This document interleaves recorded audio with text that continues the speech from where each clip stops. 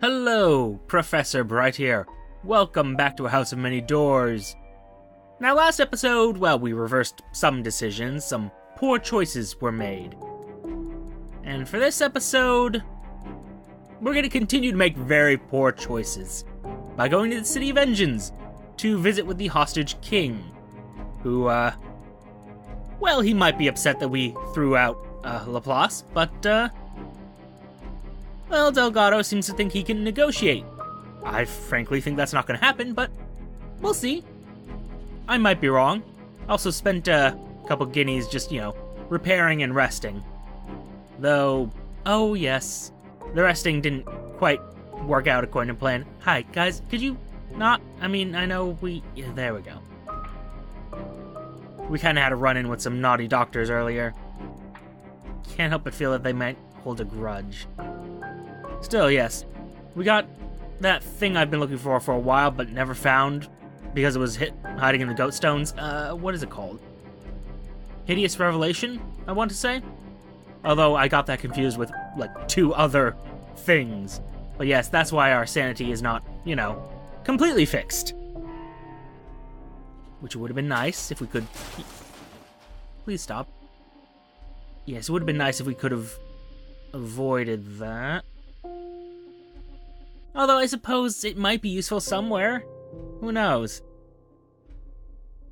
Gather our news.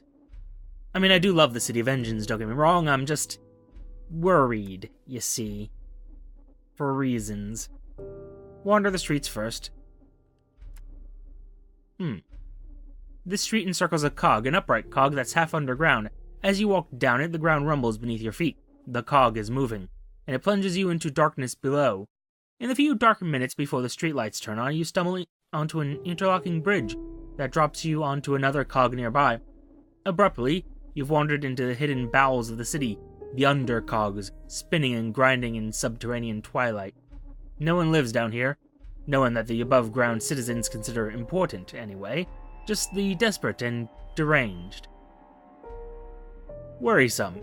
A bearded old fellow is limping toward you, apparently dressed in nothing but a stained bedsheet. Hey, he shouts, I want a word. We'll listen to him, but first wait for him to stop wheezing from the exertion of catching up to you. The old man's breath is hot and horrible. You should stay down here with me. Down here we'll be safe when the presence rises. Presence? It lives beneath the Tarwater Bay. The old man lowers his voice. Can you wonder what builds those things and sends them to kill us? Mad, ancient, old thing it is. He waits for this to sink in. Do you believe me? No one up there believed me. Assure that you believe him, because I'm pretty sure I know what ancient, old thing he's talking about. I'm so glad. The old man presses something small and cold into your hand and limps away. Oh, a human finger. Wonderful. This is a lovely place. Such a great place. It is, though. I like the idea of just a mechanical city. All these cool inventions. It's nice. But, let's do this. Return to the hostage king. Slip beneath the grime-black water. The exile is waiting beneath Tarwater Bay. The squid deposits you at the center of the machine citadel, where the demon looms and grinds away at its calculations. The hostage king is here on his chain-swaddled throne, surrounded by his ministers of mad science. Remember to kneel, whispers Dr. Delgado as you approach. Whatever we think of him, we're in his domain now. We must keep him happy. The hostage king's sunlight gaze falls upon you, stripping away shadows. Kneel. Avert your eyes and call him your majesty in exile. Yeah, probably a better idea. I kind of want to stay standing to be defiant, but on the other hand, I also want to not die. Oh.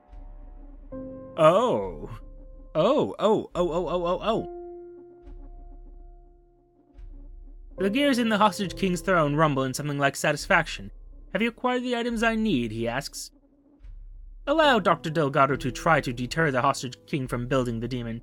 He's kneeling and looking away and fiddling with his tie, but unless you intervene, any minute he'll speak up. Kinda want to do this, actually, but, You know what, yeah, a test of esoterica. You do realize the demon will not work. You've been thinking about this a great deal. Disadvantage, but give it a shot. Ah, damn it. Oh well. You try to stare the hostage king in the eyes, but his gaze is too bright. You tell him that the demon cannot work. It is too mad, too ambitious. He just smiles. Mad and ambitious have been our watchwords from day one. Isn't that right, Henry? Allow Dr. Delgado to try to deter the hostage king from building the demon, I suppose.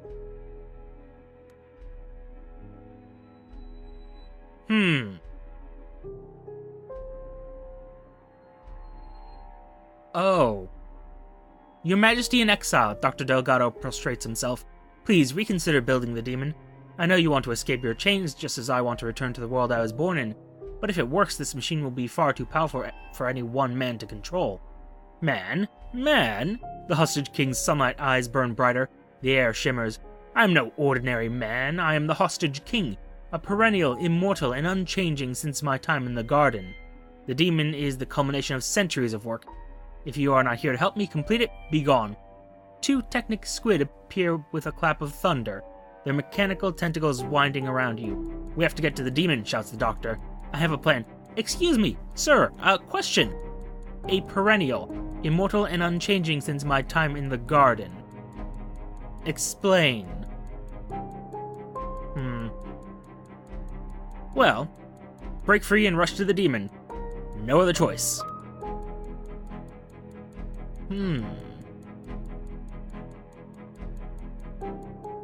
Dangerous? You slip free from the grasping tentacles. All the monsters of the machine citadel are descending upon you. Adamantine crabs with clamping blunt claws, squat trash shamblers, an entire flotilla of languid squid, tentacles splayed. Even the scientist ministers are pulling guns from beneath their coats. Dr. Delgado makes a break for the demon. He's never going to make it unless you fend off the surrounding monstrosities. A test of guile. Turn the scientist ministers against their liege. Damn, your king is evil, you shout at the scientist ministers. You can't allow him this kind of power, but your pleas are met with a wall of sneers and laughter. Yeah, no shit. Test of grit. Ha! Pistol in hand, you provide Dr. Delgado with covering fire. 2 scientist ministers go down in the blink of an eye, blood soaking their white coats, and you send a technic squid reeling back with one glass eye shattered. You and Dr. Delgado make your way to the demon. He pulls 3 punch cards from the inner pocket of his coat. I prepared these before we came down here, he says. Each one is a set of instructions for the demon. One asks it to calculate whether it'll actually work. He holds up the second. This asks it to calculate what the hostage king would do if the demon did work. And the final one asks it to calculate how to escape the house. Adamantine crabs are scuttling towards you.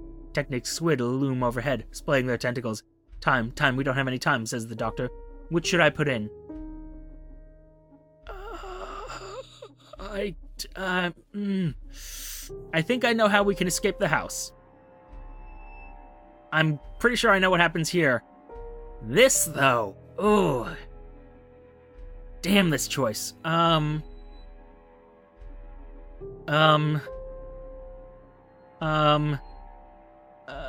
am so indecisive. Okay. We can go with the first punch card. Except I feel disappointed in that choice. So, what would the hostage king do if the demon worked? Ooh. You ram the punch card into the demon. Cogs grind and whir. A pillar of emerald light bursts from the machine's peak, illuminating the filth-black depths above. A screw rattles free and pings lethally past your ear. The assembled monsters and scientists are silent in a moment of collective anticipatory awe. The speaker at the top of the demon swivels to face the hostage king. Corpses clog the tar water, the city of keys destroyed, and the city of engines a monarchy once more. Centuries of tyranny, a harsh buzz of anger, and I enslaved, a demon in chains, forced to do your bidding until the house collapses in on itself once more. The machine citadel around you rumbles into action. Chains snap around the technic squid, tearing their tentacles from their bodies. Pits open up beneath the scientist ministers, and they fall screaming to the ground, to be ground between gears. The adamantine crabs skitter panicked as bolts of green light roar through them, leaving them twitching wrecks. Stomp, shouts the hostage king. Spare me, without me all the machines above will fail, and you will fail too. You need me. His throne shivers to pieces. Cogs scatter, spinning in all directions. He's left shaking on his arse at the demon's base, hands raised in terror. But can it kill him? He claimed he was immortal and said something about the garden. Ask the demon to spare the hostage king. I'm not especially merciful, but in this case. Although I am curious. Mercy or curiosity? Which do I feel more like? This one. Ah. A coil of green light wraps around the hostage king like a serpent. He screams for just a moment, but as you plead for his life, the demon reconsiders. The light dims, leaving the hostage king alive, but covered in striping burns. Chains whip up around him, forcing him to his knees. You'll remain down here with me for eternity, says the demon. You've built a most effective warden for your prison, your exiled majesty. Take them back to the surface, it adds, almost as an afterthought. Mechanical tentacles wind around you and Dr. Delgado. The last thing you see as you are borne up into the inky depths is the writhing hostage king, weighed down by more and more snaking chains. The squid returns you to the surface. Oh. You wade up into the rust-flecked beach of Tarwater Bay. Dr. Delgado pauses to vomit a gallon of oil water into his shoes. That went as well as it could have, he says, wiping his mouth. The hostage king is foiled. We should adjourn to the Kinetopede for celebratory drinks. He pauses, shading his eyes and staring at the sweeping searchlights. Do you know, he says, he always told us ministers that we were the best of the best, the greatest geniuses in all the multiverse. I wonder now whether maybe he only chose those who were gullible enough to believe him, and who had a predilection for the matter sort of science. I won't be fooled like that again, he says, shrugging and striding up the rusty beach. Outrageous ambition and unlikely promises shouldn't be enough to win my loyalty. He's silent for most of the walk back to the Kinetopede. I shall continue to serve as your chief engineer for as long as you'll have me, he says finally as you stroll beneath the shadow of a hover cog. Together we'll find a way to escape the house. Just you wait. Trudge back to the Kinetopede. Your boots squelch. Satisfying. I am curious. Chat with Waif just because. Before I go anywhere else, let me see here. Nothing I need.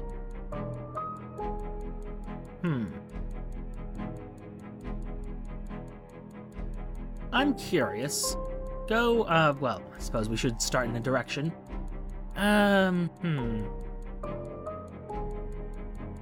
Rogue vampire, some thing. You know what? I'm curious. Let's go to the Mousalon River. Let's make that our goal, short term. And I wonder if there's anything else we can say to Dr. Delgado. Or if that's him completely done. Oh, I could flirt with him, of course. Tempting, but no. And knowing that, what if I was to see about hiring someone else? An emitter, why not? I have the money. Ah. Ooh. Tempting. Tempting. Wait, you're the... Is she the first one who ever was one of our engineers? Viola knocks. She looks down her nose at you whenever you suggest she might do any work. She came second in her entire year at the academy, she tells you, and this job is beneath her. With a sniff, she resumes reading the newspaper. Yes. Well.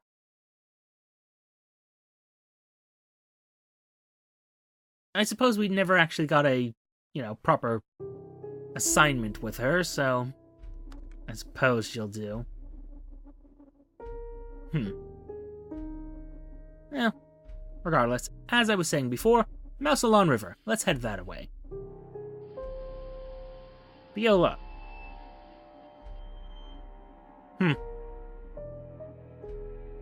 Yes. Do her job for her. The engine's howling and she's just sitting there. Right. I'm remembering why I tossed you aside. Well. I don't believe our concerns with Sandy actually finished. Although perhaps I should have replaced her. No. Oh well. Nope. Nope. Nope. Ha! Wait. Yeah, managed to escape that. All according to plan. So, quick stop at the City of Bridges before we head to elsewhere.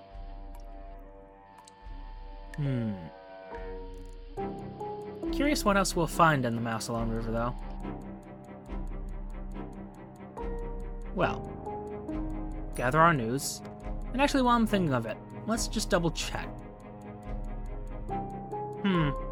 Yeah. Increasingly desperate shenanigans, they're still there, so...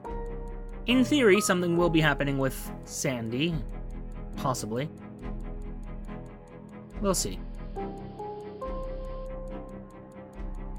So, stop at Clayton's Mill, then Vex. What was that Vex? I'm not remembering that place very well. We shall see, we shall see. See what wonders there are there to exploit. Well, really, we just write about them. No exploitation going on here. Sort of. I kind of feel bad about, chaining up the, hostage king. Just a little bit. Not bad enough that I'm actually gonna, reload anything and... Ooh, nope, obscene.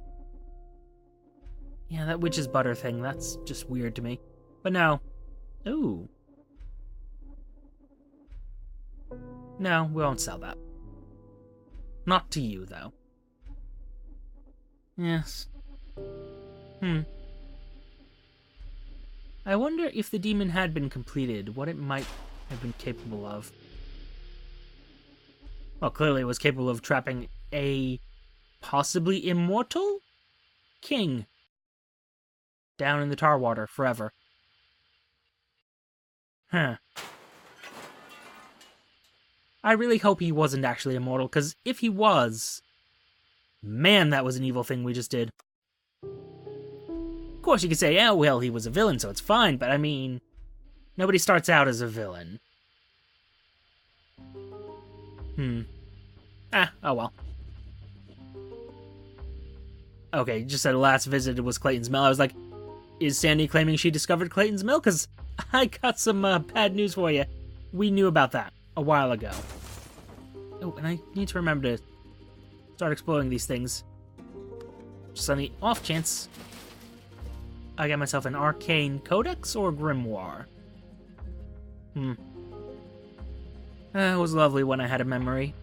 Of course, I suppose our skull's kind of not doing so great after... Oh, yes, Vex. I remember you now. But yes, after all the times we've, drilled holes to extract memories. Ah. Oh. You retreat to your quarters and instruct your crew that you may be some time. You work feverishly on the tome, day and night, scribbling hundreds of pages of notes on the structure of its language. Understanding blossoms eventually, in the sodden earth of a dozen mistakes.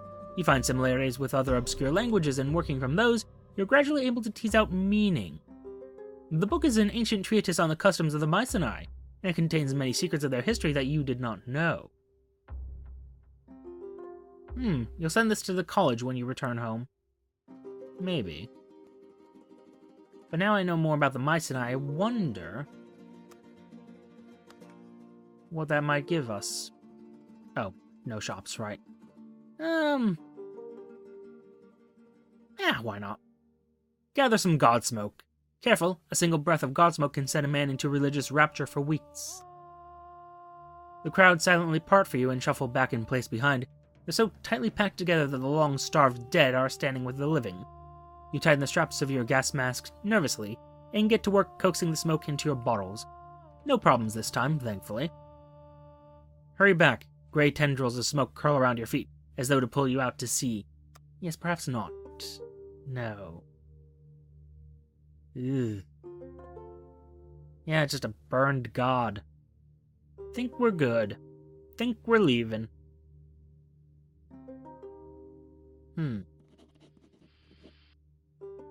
Alright, now straight on to the mouse salon. See what is there, and then worry about other things. Oh?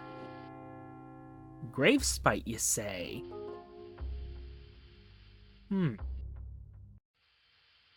I've heard that name before, but I don't know where.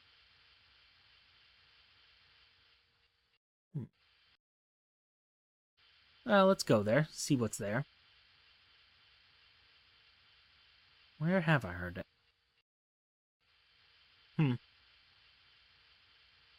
Well, not gonna worry about that right now.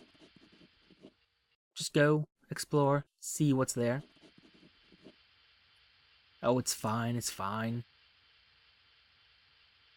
Also, Crab Day of Nugatory? Huh. The months they come up with here. Oop. Down. And left into Gravespite. God, I would love it if the music started again, because the silence is... Oh! Oh, it's a giant graveyard. Huh. Probably should have seen this coming. Ghoul Watch tolerates the living. Ooh. Love the organ work you got there. But yes, Ghoul Watch tolerates the living, but here in its smaller satellite village, they're much more suspicious. If you living folk love being alive so much, they ask, how come you all end up dead? Most of the ghouls here live in their graves and stir only with reluctance. The quiet is infrequently shattered by someone yelling muffled obscenities at earthworms. Gather some news. The residents of Gravespite stubbornly insist on staying in their coffins. The human caretakers complain of verbal abuse through the speaking tubes. Business as usual in Gravespite. When there's no room below, the residents will rise from their graves, probably to emigrate. Nice. Let's knock on one of these tombs. They like to insist they're too dead to talk, but most of them are lying. No answer. Could this tomb be abandoned? There may be riches within for those not troubled by a little light grave robbing. Go for a nice walk instead. Looting vaults for treasure will just reinforce Gravespite's stereotype of the living. Tempting. You know what? Yes, a nice walk. Sounds lovely. You stroll through the crowded graveyard. Birds chirp in the trees. A living groundskeeper wanders past, scything the grass to a respectable length. It's nice. Gravespite is lovely, if you ignore the residents. Well then. Chat with Waif, and immediately lose that sanity. Oh, sorry. Almost forgot to pick a destination. Choose where we go.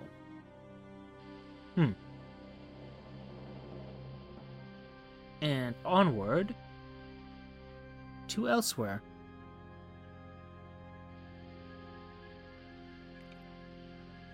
And oh, there we are.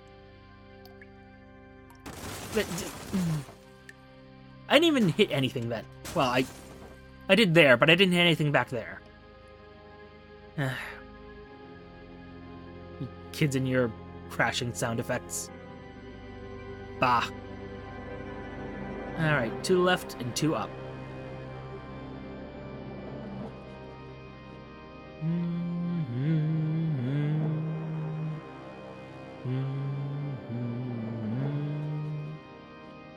I always like these little organ pieces.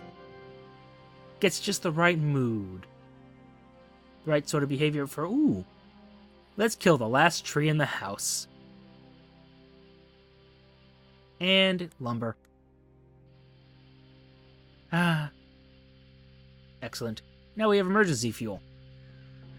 It's lovely. Also, I doubt that is actually the last tree, but, you know, if it is, well, it's a shame. The Massillon River. Oh, you are back in the northern part of the house. A meandering river cuts the room in two. Tiny villages nestle in its curves, building their houses from the broken gravestones that the river washes up every day. Curious? Gather news? Not much happens here, and when it does, the Massillon villagers will talk about it for years. The villagers of Morbus warn of strange goings-ons at Cancrum. The villagers of Cancrum warn of strange goings-on at Morbus. Paltry scraps of gossip, but no one would expect anything more from such tiny hamlets. I don't know. Tiny hamlets, good place for a cult to form. Well, we'll worry about that later. A test of spirit, rest and recover. The Mousalon villages are friendly to outsiders. You might be able to find a place to stay for free. The villagers practically fall over themselves to accommodate you, such is your charm. You end up spending a few peaceful nights as a guest at Icterus. Such a peaceful place. You eat some hearty meals and stay up late reading gravestones. Yeah, about those. Fish for gravestones? Tomb rubble washes down the river every day. You might learn something about the worlds they were stolen from. For a long time, all was silent on these banks, but for rushing water. Your crew's talk and laughter shatters that. You lie back and look at the distant ceiling. Eventually, and far too soon, something snags your net. A tombstone from another world, stolen by strange currents. You haul it in. Here lies one whose name was writ in lots of bones. You consider the epitaph. Seems so strange a thing. You cannot imagine the world from which it came. Move on, you'll be discussing the implications for days. Possibly that someone's fame was created by creating a lot of skeletons. You know, just skeletons out of nothing. Sure. Go with that possibility. North to the fallen city of the Mycenae. Well, I am quite curious about that. And it's on our way to hunt a rogue vampire. Well, I think we have a new destination. For now, though, thank you for your time. Note the like, comment, and subscribe buttons below. Use them responsibly. And I will see you all soon. Bye-bye.